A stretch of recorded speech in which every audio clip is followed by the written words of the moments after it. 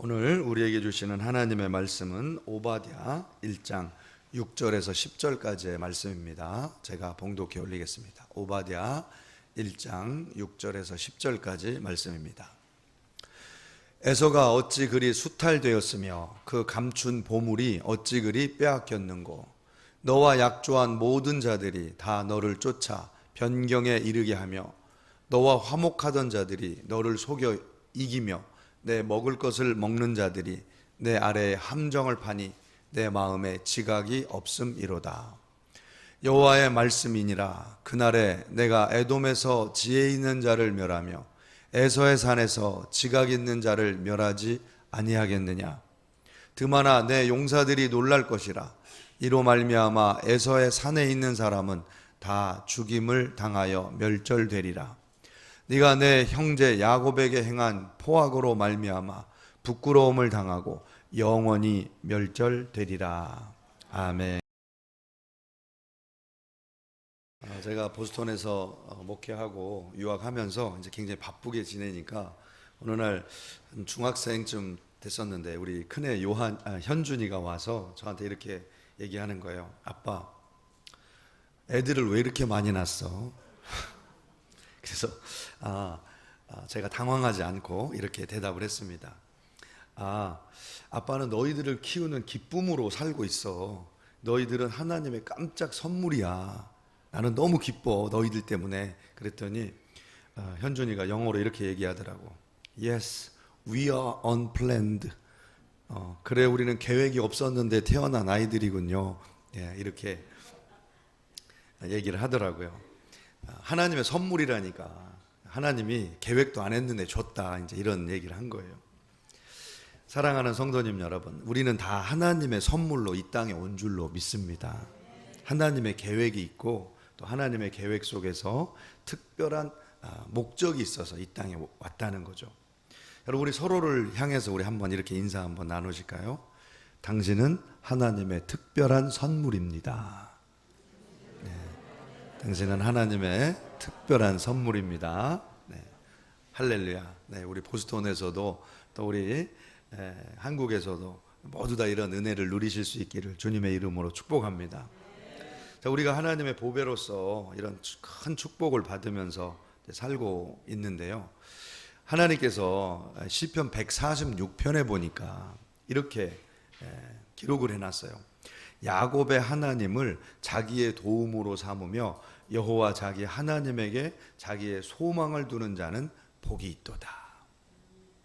하나님을 우리가 그냥 누릴 수 있는 게 아니라 하나님을 우리의 유일하신 도움으로 여기면 그게 우리에게 가장 큰 복락이 되고 또 누림이 된다, 복이 된다, 이렇게 설명을 하고 있는 거죠. 그래서 하나님은 이렇게 자기 자신을 표현하고 있어요. 나는 야곱의 하나님이다. 야곱의 하나님. 왜 야곱의 하나님이라고 하나님이 스스로의 이름을 이렇게 부르셨을까? 왜냐하면 야곱이 하나님을 유일한 나의 소망, 나의 도움, 이렇게 간절하게 하나님을 찾았기 때문에 그렇습니다. 그래서 나는 야곱의 하나님이야, 이렇게 불림받는 걸 하나님이 기뻐하셨어요. 여러분, 야곱의 하나님, 내가 야곱의 하나님이다, 내가 야곱을 얼마나 사랑했는 줄 아느냐, 이렇게 묘사하고 있는 성경책이 구약 성경의 맨 마지막 말라기서에 이렇게 기록이 되어 있어요. 1장 2절에서 3절인데요. 제가 이렇게 봉독해 올리겠습니다. 여호와가 말하노라. 에서는 야곱의 형이 아니냐. 그러나 내가 야곱을 사랑하였고 에서는 미워하였으며 그 산들을 황폐하게 하였고 그의 산업을 광야의 이리들에게 넘겼느니라. 자, 하나님이 이렇게 얘기하신 거예요. 내가 야곱을 얼마나 사랑했는 줄 아느냐. 야곱이 형인데도, 에서가 형인데도 내가 야곱, 동생 야곱을 사랑하고 에서는 내가 미워했다. 그리고 그를 이리들에게 넘겼다, 심판했다, 이런 뜻입니다. 자, 이제 야곱을 하나님이 얼마나 사랑하셨는지를 이제 표현한 표현인데요. 우리는 이 본문을 읽으면 딱 질문이 생기죠. 아니, 왜 야곱을 사랑하셨는데 구태여 에서를 미워했다고 표현을 하셨을까? 왜 야곱만 사랑하고 에서를 미워했지? 하나님은 누구만 사랑하고 누구는 사랑 안 하나? 이런 생각을 가지실 수가 있어요. 자, 그런데 여러분, 하나님의 사랑을 가장 잘 묘사했다고 할 수 있는 신학자 중에 성 어거스틴이라는 신학자가 있습니다. 그 성 어거스틴이 하나님의 사랑을 이렇게 묘사했어요. 하나님은 오직 나만 사랑하는 것 같은 사랑으로 우리 모두를 사랑하신다. 또 다른 말로는 이렇게 표현했어요. 하나님은 마치 사랑할 사람이 나밖에 없는 것처럼 우리 한 사람 한 사람을 사랑하신다.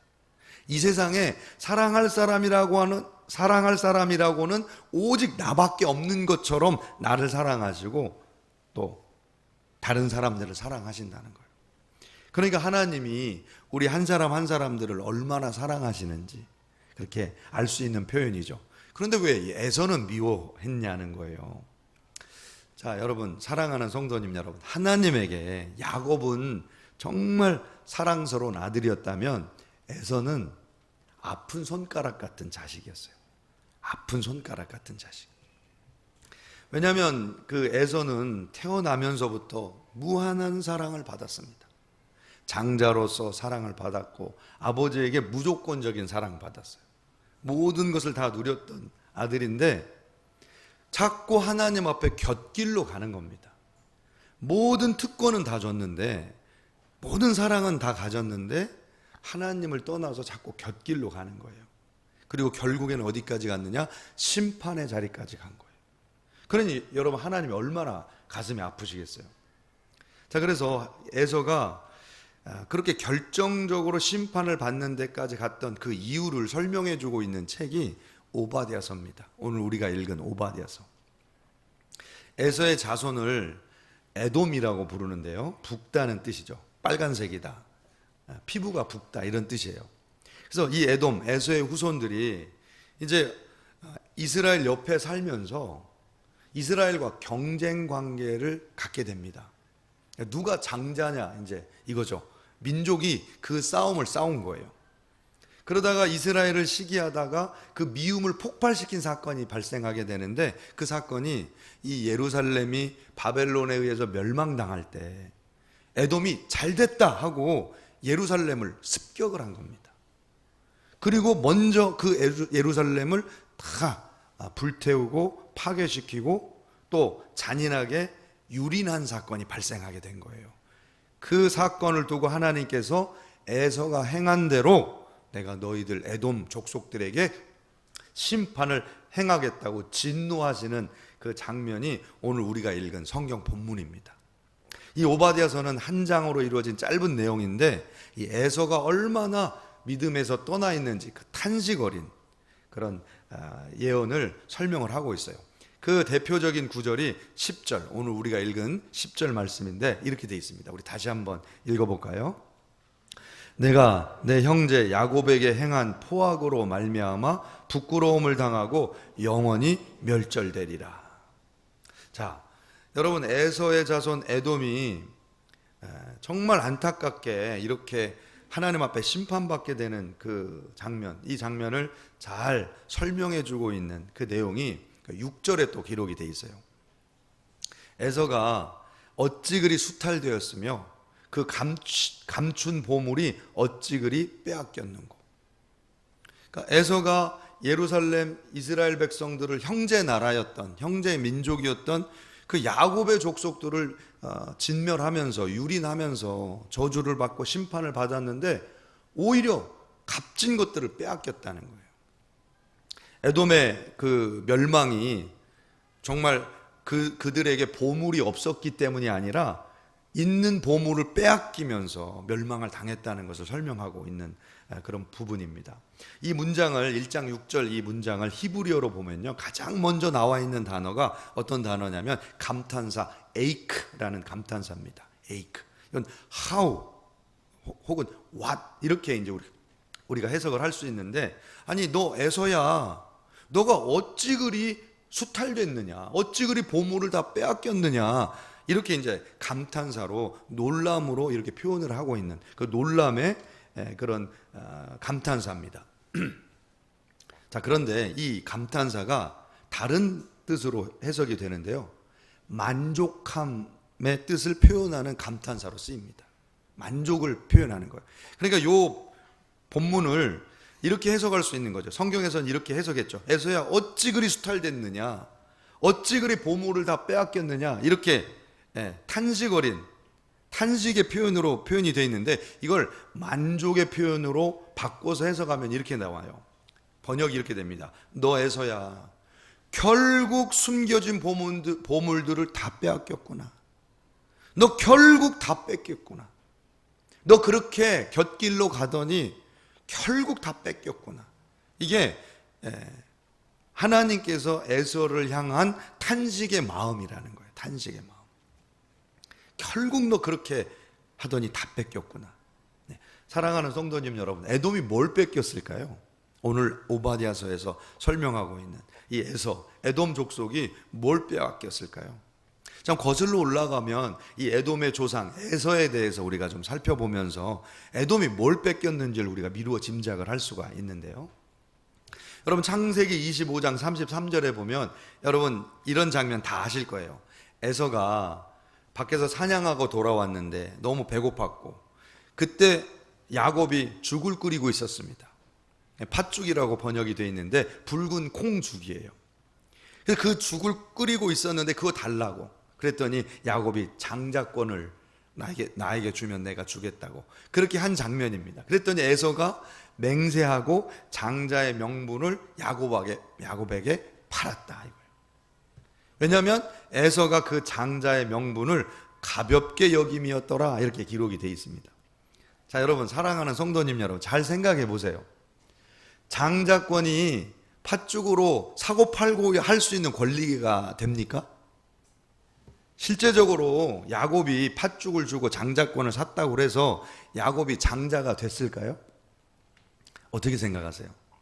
그런 일은 일어나지 않았어요. 사실 오죽 답답했으면 야곱이 털을 뒤집어 쓰고 자기가 형인 척하고 막 복을 받으려고 아버지한테 가고 기도를 받고 그러겠어요. 그러니까 장자권은 변함이 없는 겁니다. 이해가 되세요? 팥죽으로 주고 사고 할 그런 명분의 내용이 아니라는 거예요. 그런데 이 사건으로 어떤 일이 벌어졌을까? 어떤 일이 벌어졌느냐? 야곱이 어떻게 하든지 내가 장자가 되고 싶다고 하는 이 간절함이 그 순간 누구에게 전달되느냐? 하나님에게 전달됐다는 거예요.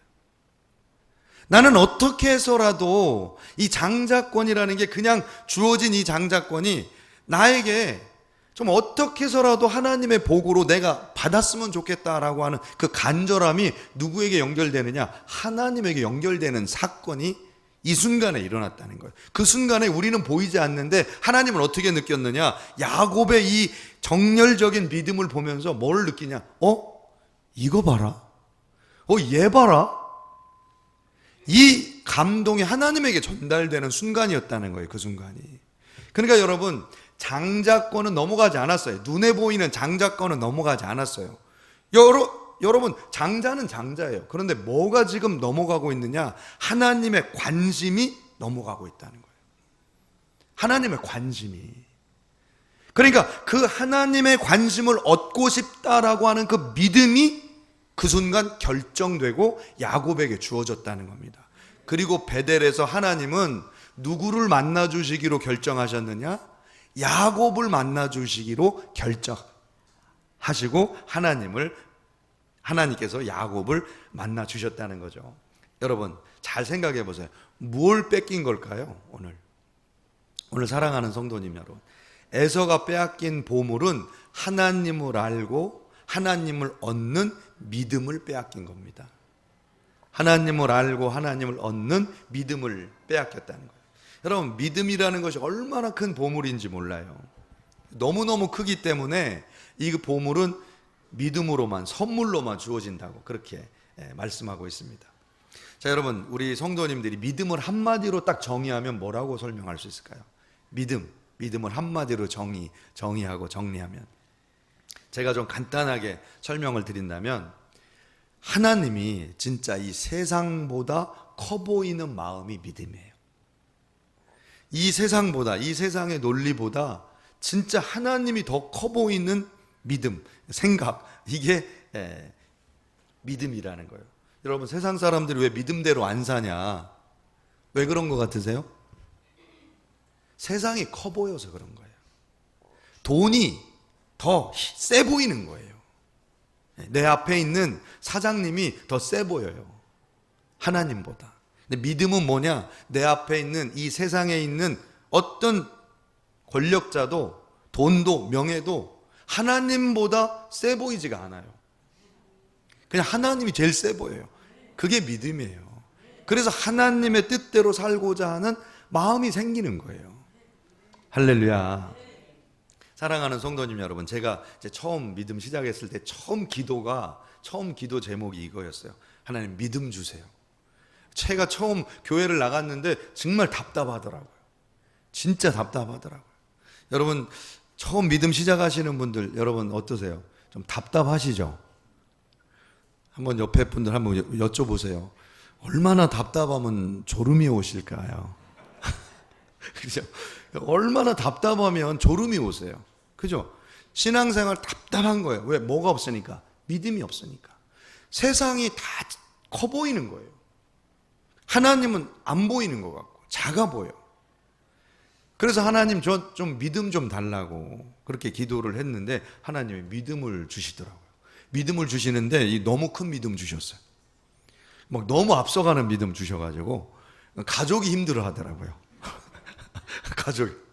가족이 힘들어하는 믿음을 주셨어요. 그래서 이제 믿음을 제가 믿음대로 행하는데 제 느낌에 제가 믿음으로 하나님 앞에 나아갈 때마다 제가 무슨 음성 같은 거, 무슨 감동을 받냐면 이런 감동 받는 거예요. 얘 봐라. 얘 봐라. 하나님이 그러시는 것 같아요. 얘 봐라. 이 녀석 봐라. 반응을 하네. 이렇게 반응을 하네. 이 하나님이 이렇게 감동하시는 게 느껴지는 거예요. 할렐루야. 사랑하는 성도님 여러분, 하나님이 보이고 하나님이 나와 함께 하심이 느껴지고 하나님이 나의 진짜 보배가 되신다는 이 고백, 이 선물, 이 믿음이 진짜 장자권 중에 장자권임을 믿으시기 바랍니다. 할렐루야. 여러분,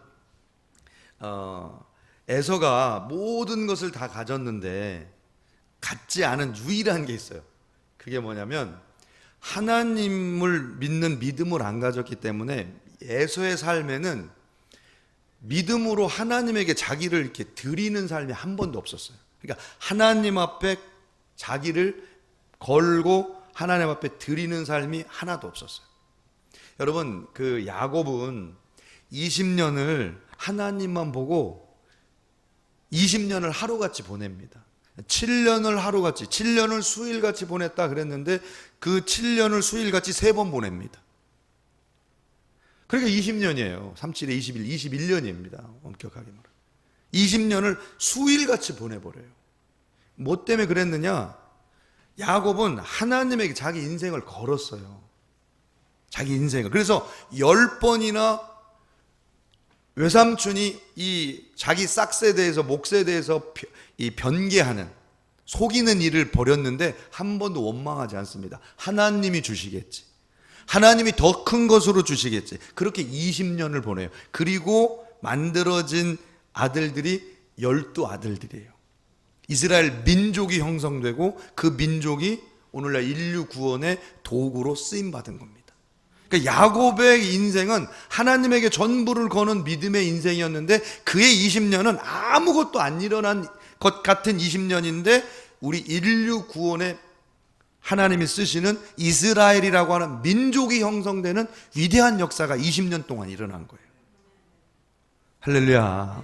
자, 그런데 그 20년 동안 에서는 뭐 했을까요? 에서는 400명의 용사를 길렀어요. 400명의 용사를 기릅니다. 그러니까 나중에 야곱이 고향에 딱 돌아오니까 형이 몇 명을 데리고 자기를 맞으러 오느냐? 무장한 군인들 400명을 데리고 돌아오는 거예요. 그러니까 20년 동안 400명의 그 용사들을 기른 겁니다. 자기를 보호하고 또 자기 재산을 늘리고 자기 세력을 늘리고 자기가 영광 받으려고 열심히 20년 동안 400명을 길러놨어요. 그런데 그 에서의 400명은 결국 어떻게 됐을까요? 흔적도 없이 사라집니다. 뿐만 아니라 에서가 그 400명으로 약탈하는 삶을 살아요. 그리고 그 민족이 멸망할 때까지 약탈하는 민족이 됩니다. 그래서 오바댜에서 지금 예언하고 있는 내용이 바로 그 내용입니다. 약탈하던 이 에돔이 약탈자들에 의해서 다 약탈당하고 멸망당할 거라는 거예요. 사랑하는 성도님 여러분, 믿음으로 드리지 않는 삶에 대해서, 야곱과 에서의 삶의 차이에 대해서 설명하고 있는 그 본문이 1장 18절에 이렇게 기록되어 있어요. 우리 같이 한번 읽어보겠습니다. 야곱 족속은 불이 될 것이며 요셉 족속은 불꽃이 될 것이요 에서 족속은 지푸라기가 될 것이라. 그들이 그들 위에 붙어서 그들을 불사를 것인즉 에서 족속에 남은 자가 없으리니 여호와께서 말씀하셨음이라. 아멘. 사랑하는 성도님 여러분, 이 세상보다 하나님이 크게 보이므로 이 세상을 이길 뿐만 아니라 이 세상을 향해서 하나님의 말씀을 선포하고 하나님의 빛을 비추고 하나님의 심판을 이 세상에게 명확하게 보여주는 불꽃 같은 삶, 이게 성도의 삶이라는 거예요.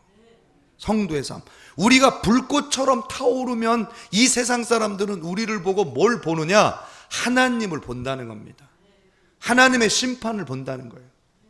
그러나 여러분, 에서는 어떻게 살았느냐? 에서는 이 세상을 쫓아가다가 그 불에 타 없어지는 지푸라기 같은 삶을 살았다는 거예요. 여러분, 어떤 삶을 사시겠어요? 불꽃 같은 삶을 사시겠어요? 아니면 지푸라기 같은 삶을 사시겠어요? 오늘 에서가 여러분 하나님으로부터 받은 이 믿음을 빼앗김으로, 이 보배를 빼앗김으로 그냥 한낱 타버리는 지푸라기로 멸망하고 있다는 사실을 여러분 기억하시기를 주님의 이름으로 축복합니다. 두 번째로 에서가 빼앗긴 보물에 대해서 이렇게 설명하고 있는데요. 에돔 족속이 심판받고 있는 근원적 이유를 성경에서 질투라고 설명하고 있습니다. 야곱에 대한 질투. 자, 에돔 족속이 궁극적으로 심판받는 그 이유가 시기심이었는데요. 시기심. 그러니까 야곱 족속이 싫었던 거죠. 싫었던 거예요. 그래서 에서가 하나님으로부터 이제 징계를 받는데, 에서가 하나님으로부터 징계받는 그 내용이 1장 8절에 이렇게 기록하고 있어요. 우리 같이 한번 읽어보겠습니다. 여호와의 말씀이니라. 그날에 내가 에돔에서 지혜 있는 자를 멸하며 에서의 산에서 지각 있는 자를 멸하지 아니하겠느냐. 하나님께서 에돔을 이렇게 심판하시겠다고 했는데 지혜 있는 자를 멸하고 지각 있는 자를 멸한다, 이렇게 설명하고 있어요. 여러분, 지혜 있는 자라고 하는 이 히브리어 원문은 원어는 카캄이라는 이제 형용사인데요. 이게 무슨 뜻이냐면 skillful in technical work 또는 wise in administration. 그러니까 기술적인 일에 매우 능숙한 이라는 의미예요. 뿐만 아니라 행정적으로 현명하다, 이런 뜻입니다. 한마디로 얘기하면 우리나라 말로 일머리가 있다는 거예요. 일머리가. 예. skillful하다는 거예요. 카캄이라는 단어가 일머리가 있다는 거예요. 그러니까 하나님이 일머리가 있는 자들을 다 죽여 없애버리겠다는 거예요. 에돔에게. 이게 무슨 얘기냐? 여러분, 일머리가 있다는 걸 잘 생각해 보세요. 누가 일머리가 있습니까? 일 시키면 일 잘하는 사람이 특징이 뭐예요? 이 일을 시키는 사람의 의도가 뭔지를 아는 사람이 일 잘하는 사람이죠. 그렇죠? 여러분, 한번 일 시켜보세요. 이 사람이, 주인이 무슨 일을 시키려고, 왜 이 일을 시키는지 의도를 아는 사람, 목적을 아는 사람, 바꿔 얘기하면 사명을 아는 사람이 일 잘하는 사람이죠. 현명한 사람. 그러니까 여러분, 에서 족속이 심판받았는데 무슨 심판받은 거냐? 하나님의 사명을 아는 사람이 다 죽은 거예요. 그러면 나라 망하는 겁니다. 개인도 마찬가지예요. 개인도 내가 하나님으로부터 받은 사명이 무엇인가, 이거 잃어버리면 끝나는 겁니다, 인생이. 반대로 우리의 보배 중에 보배가 뭐냐? 우리 인생의 보배 중에 보배가 뭐냐? 내가 왜 여기에 있는가? 오늘 하나님이 나에게 무엇을 원하는가? 이걸 깨닫는 사람이 보배 중에 보배를 품은 사람인 줄로 믿습니다. 하나님이 야곱을 선택하셨고 야곱을 사용하고 계셨는데, 여러분, 애굽은 왜 하나님 에서는 왜 하나님이 사용 안 하셨을까요? 왜 사명을 안 주셨을까요? 왜 야곱만 사랑하시고 사명 주시고 축복하셨을까요? 그러니까 에서가 좀 상처받고 봉사 안 한 거 아닐까요? 우리가 이렇게 생각해요. 여러분, 에서에게도 큰 사명이 있었어요, 사실은. 여러분, 우리 하나님께서 여러분 은혜 받는 분들 이렇게 보면 저분만 사용하시는 것 같죠? 예, 그럴 때 있죠. 저분만 사용하시고 나는 사용 안 하고. 그래서 시기심이 좀 날 때 있습니까? 없습니까? 눈에 힘이 아무것도 없으시네요, 여러분들. 네. 여러분, 그럴 때 있잖아요. 그럴 때 어떻게 해요? 그냥 미워해요? 미워하는 사람이 있어요. 시기하는 사람이 있어요. 그러면 여러분, 하나님 나라에서 주변부로 밀려나요. 하나님에게 막 쓰임받는 사람을 시기하고 미워하면 내가 뭐가 돼요? 주변부로 밀려나요. 그러니까 아픈 자식이 돼요. 아픈 손가락 자식이 돼요. 사랑하는데 자꾸 멀어지는 자식. 이해가요? 그럼 여러분, 우리가 어떻게 해야 되느냐? 에돔이 어떻게 했어야 됐을까요? 에돔이 야곱이 막 지금 쓰임 받아요. 그러면 에돔은 방법이 있어요. 돕는 자가 되면 됩니다. 잘 내 사명 모르겠다. 야, 하나님이 나 어떻게 쓰는지 모르겠다. 그러면 돕는 자가 되면 돼요. 하나님이 막 쓰시는 사람을 축복하고 돕고 중보하면 돼요. 그러면 하나님이 나를 무슨 자로 부르시느냐? 돕는 자의 사명을 주십니다. 돕는 자의 사명이 별거 아닌 것 같은데요, 돕는 자가 사실은 하나님이 더 큰 은혜와 능력을 주십니다. 더 큰 은혜와 능력을 주세요. 그래서 하나님이 어느새 돕는 자로 쓰임을 받는 것으로 만족했는데 주인공 삼아 주십니다. 주인공 삼아 주시는 거예요. 그래서 사랑하는 성도님 여러분, 에돔이 잃어버렸던 그 보물이 뭐냐? 사명이에요. 사명. 그럼 오늘 우리가 회복해야 되는 보물이 뭐냐? 사명이라는 겁니다. 신약 성경에 보면 진짜 바쁘게 막 왔다 갔다 하는 존재가 하나 있어요. 뭐 구약도 나오지만 신약 성경에 진짜 예수님 비슷하게 막 바쁜 존재가 하나 나와요. 그냥 바쁘게 돌아다니는 존재 하나 있어요. 사탄입니다. 사탄, 귀신. 그렇게 돌아다니고 예수님 가는 데마다 나타나. 귀신 들림 현상이 막 일어납니다. 그래서 예수님께서 이 귀신을 쫓아내는데 그 귀신이 예수님을 딱 보자마자 한 얘기가 있어요. 고백이 있습니다. 정체를 드러내요. 마귀가, 사탄이. 뭐라고 정체를 드러내느냐? 마가복음 1장 24절. 나사렛 예수여, 우리가 당신과 무슨 상관이 있나이까? 우리를 멸하러 왔나이까? 여러분, 마귀가 분명하게 자기를 드러내는데 자기 존재가 이거라는 거예요. 나는 당신과 상관이 없습니다. 여러분, 마귀는 그렇게 분주하게 돌아다니는데 그 일이 하나도 열매로 나타나지 않아요. 왜? 하나님과 아무 상관이 없는 일을 하기 때문에. 하나님과 아무 상관이 없는 일을 아무리 열심히 해도 지푸라기처럼 타고 말아요. 사랑하는 성도님 여러분, 여러분들이 정말 인생을 가장 복되게 사는 방법이 뭐냐? 여러분들이 하는 모든 일을 뭐와 연결하라고요? 하나님과 연결하면 돼요. 예수님과 연결하면 돼요. 예수님의 사역을 돕는 자로, 예수님의 영광을 위해서 쓰임받는 자로 내 모든 것을 연결시켜 드리는 거예요. 드리는 거예요. 목소리로. 얼마나 좋아요, 목소리. 할렐루야. 여러분의 봉사로, 여러분의 기술로, 헌금으로. 아멘 안 하실 줄 알았어요. 여러분의 지력으로. 얼마나 여러분들이 가지고 있는 모든 은사로 하나님과 연결해서 하나님의 일, 예수 그리스도의 일을 돕는 자로 서세요. 그럼 하나님께서 여러분을 주인공 삼아 주실 줄로 믿습니다. 오늘 이 은혜가 저와 여러분에게 넘치시기를 주님의 이름으로 축복합니다. 기도하겠습니다. 전능하신 주님, 오늘도 저희를 구별하여 세우시고 믿음 주시고 사명 주심을 감사합니다.